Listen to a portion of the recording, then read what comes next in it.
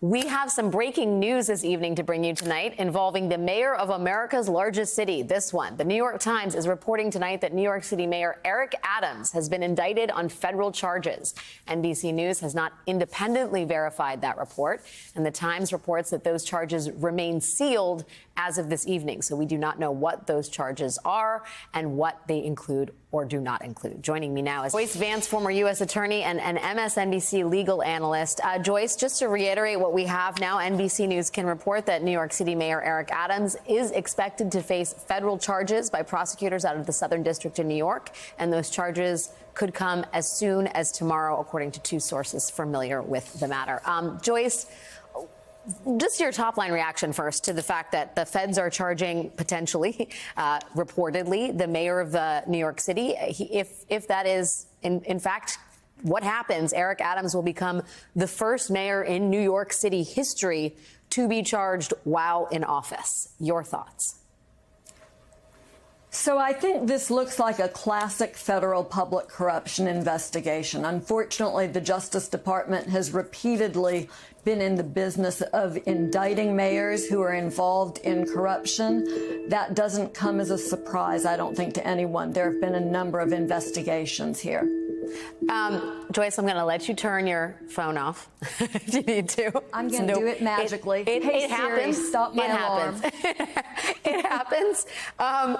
Just in terms of, you're talking about a classic corruption investigation. What we know is that the feds were interested in potential illegal foreign donations. The countries that have been mentioned in the reporting, again, we do not know if this is going to be in the indictment, included Turkey, Israel, China, Qatar, South Korea, and Uzbekistan. Lisa Rubin mentioned there are maybe up to 5, 6, or 7 different federal investigations. How would those work? I mean, what is the sort of pecking order of those investigations, and sort of how do you expect them to work in concert vis-a-vis these indictments that we're going to be seeing tomorrow morning? So it's possible that this is multiple sorts of branches of the same investigation, that in the course of doing one investigation, prosecutors stumbled upon other crimes and began branching out the investigation. That wouldn't be at all unusual. Much of the early interest, some of the early indication that we had involved these investigations about Turkey. Perhaps it was some sort of bribery or pay to play. We don't know, but prosecutors have likely been to the grand jury, obtained an indictment that will be unsealed, and we'll learn more about the details of what they're alleging once they unseal that indictment, whether it's limited simply to the Turkey investigation. Are there others?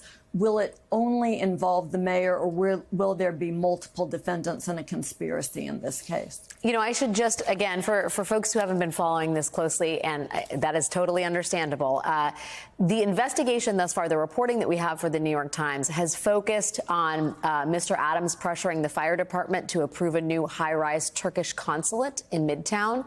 They've examined free flights and flight upgrades the mayor received from Turkish Airlines. They have also looked at the 2022 World Cup in Qatar, which the mayor attended, as well as information about the tickets he got to the World Cup in Qatar.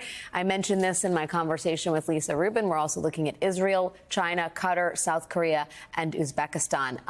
Joyce, they seized the mayor's phones, several, I say phones, plural, maybe just phone singular, but what would you imagine they would want to get out of the seizure of the mayor's phones in a case like this?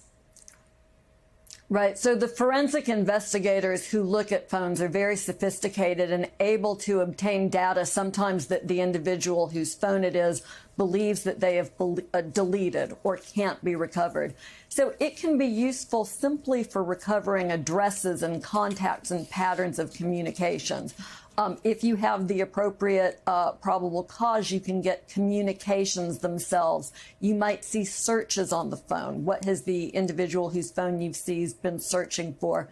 Phones are a gold mine, a real treasure trove for investigators that can help you develop linkages between individuals and events, as well as providing specific evidence that's used to further a prosecution. Joyce, when you talk about, this is obviously very much a a quickly moving weather front. But when you talk about the mayor's ability to lead the city on a practical matter facing federal indictments, I mean, how compromised will he be in terms of just basic management, to say nothing of the moral and ethical questions around that? Well, look, as a practical matter, obviously the answer is difficult. As a legal answer, people in our system of criminal justice are innocent until proven guilty. And frequently we see situations like this where people who are under indictment remain in office, particularly local leaders. The mayor of Detroit was prosecuted by our colleague Barb McQuade during the Obama administration. In my district, we prosecuted members of the Jefferson County, of the county committee. And in many situations, those folks try to remain in office to hold on for as long as possible. And it sets up a difficult situation, particularly when they're charged with corruption while in office, with conflicts of interest between their own personal interests and the citizens that they're supposed to serve. MSNBC legal analyst Joyce Vance, great to get your perspective on this, Joyce. Thank you. It was our fortune that you were booked for this evening. Thank you for your time tonight.